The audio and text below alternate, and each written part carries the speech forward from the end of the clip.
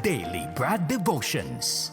Today's reflection with Pastor Jeff Eliscopides. Importante ito. Opo, sa mga panahong ito, baby girl. At humihingi po kami ng pangunawa sa mga nag-aabang nito. Delayed po kasi sa mga, sabi nga po nila, mga bagay-bagay na hindi po natin maiiwasan dahil nga po sa mga panahong ito, mga kapatid. Ang importante po, lagi, ay ang ating pong pinakamagandang balita. So, ang kanyang t-shirt ay nagsasaad na, baby girl. Ikulong Mandarambong.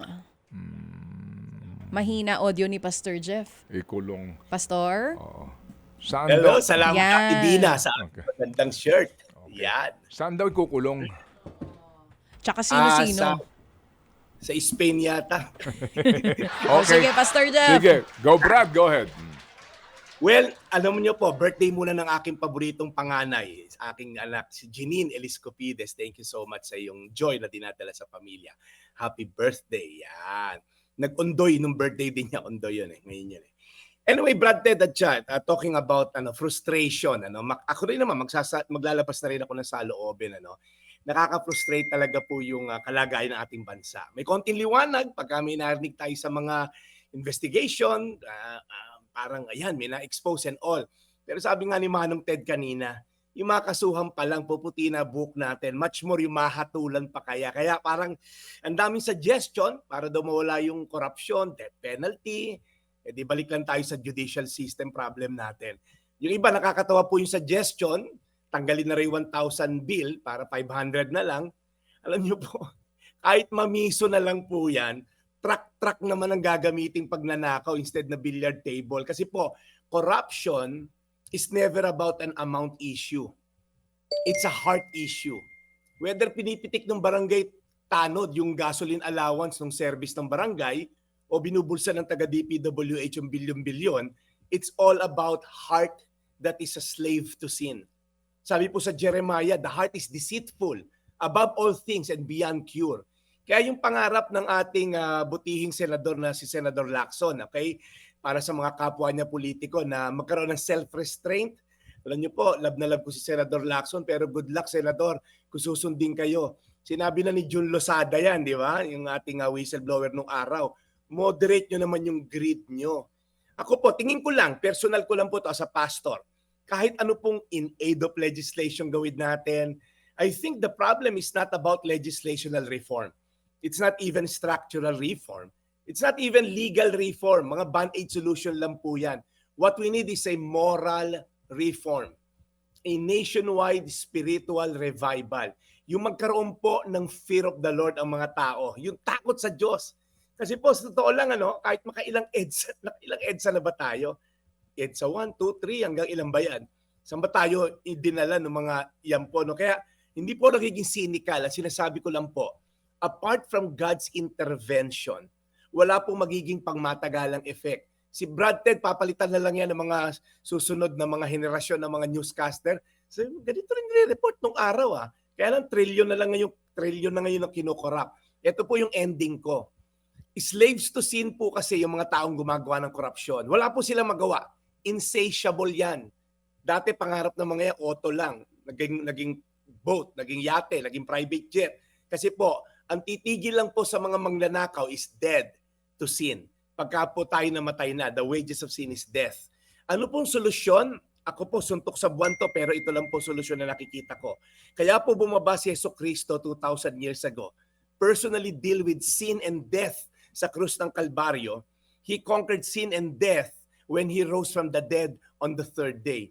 Ang pangmatagalang solusyon po, isurrender natin ang ating buhay kay Jesucristo. Galatia 5:1, pakita mo Seth. Malaya na tayo dahil pinalaya tayo ni Kristo.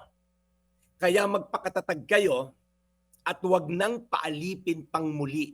Ang sinasabi po dito ni Apostol Pablo, malaya na tayo sa kasalanan. Okay? Kaya stand firm kasi kung meron ka relasyon kay Kristo, hindi ka napapaalipin pang muli. Kaya yung sinasabi ng iba, malaya ko pastor. No. Freedom is not the power to do what you want to do. It's the power to do what's right. Ayan po yung nakasulat sa akin. Hindi ngunit kaya mong gawin yung gusto mo, kaya mo ibulsa lahat ng kaya mo ibulsa, malaya ka. Ang totoo pong malaya, and when you have the power to do what's right. Kaya po nakakaawa lang po yung mga taong mamamatay sa kasalanan, yung mga politiko na binabanggit natin, kung hindi sila magsisisi, yung impyerno po na naghihintay sa kanila, hindi nila gugustuhin. What good for a man to gain the whole world and yet forfeit his soul? Again, hindi po ako nagiging cynical. Sinasabi ko lang po, kung gusto nating mabago ang ating bansa, ayan po, kasama nyo sa hapagkainan pag kumakain kayo. Yung mga bata na yan, turuan nyo ng takot sa Diyos. Para marami pa tayo mga malabiko soto na magiging politiko siguro natin in the future. Mga taong may takot sa Diyos. Galatia 5:1, malaya na tayo dahil pinalaya tayo ni Kristo. Kaya magpakatatag kayo at huwag nang paalipin pang muli sa kasalanan. Tayo manalangin, Panginoon. Kami po'y na-frustrate dahil again, Lord, ang daming exposure, ilan ba talaga yung makukulong? Lord, salamat Panginoon dahil hindi naman kami nawawalan ng pag-asa dahil may Diyos kami na pwedeng takbuhan. Pero Lord, yung realidad, pag nakikita namin, hindi nga mapauwi yung isang may kaso. Kaya Lord, tulungan mo lang ang aming mga sambayan ng Pilipino na talagang frustrated na. Kasi Lord, wala rin magagawa, Lord God, kung kami ay dadaanin sa dahas. Lord, ilang bansa na ang gumawa ng ganyan. Balik lang, panibagong set of mga kriminal lang ang uupo. Kaya Panginoon, turuan mo kami, Lord, i-train ang mga bata in the way they should go. The fear of the Lord, so that when they grow up, they will not depart from it. Yung mga batang, mga future congressman, mga bata na future DPWH employee, mga bata na future COA employee, mga bata, Lord God, na magiging leader in the future. Turuan namin ng takot sa Diyos at makita sa amin upang maging maganda ang aming bayan. Salamat, Lord, sa buhay mo. In Jesus' name. Amen. Amen. At salamat Panginoon muli sa araw na ito, and thank you Lord sa paghahatid ng aral sa amin today ni Brad Jeff. We pray para po sa kanyang kalusugan at sa kanyang pagmimisyon. In Jesus' name we pray. Amen. Amen. Brad, salamat na marami. Thank you for your patience ha. And again, salamat sa iyong devotion sa ating programang ito. We'll catch you on Monday. Have a safe weekend. Yes, Brad Ted, think about it. Yun na lang muna siguro yung aking naging portion ko, think about it. Maraming salamat sa pag-join, Ate Nessa, sila Gwen, of course, si Jojo, Webos. Thank you so much for tuning in. Ito po yung Daily Brad, your daily dose of inspiration. Thank you, serving the people, Brad Jeff Eliscopides. Mga kapatid, brothers and sisters, saan ka pa? Dito na tayo sa totoo. Dito na tayo sa True FM. Mga kapatid, mag-subscribe and follow po kayo sa social media accounts ng True Network PH. Yan po kami, hanapin nyo lang True Network PH, Facebook, Instagram, YouTube, TikTok, and podcast.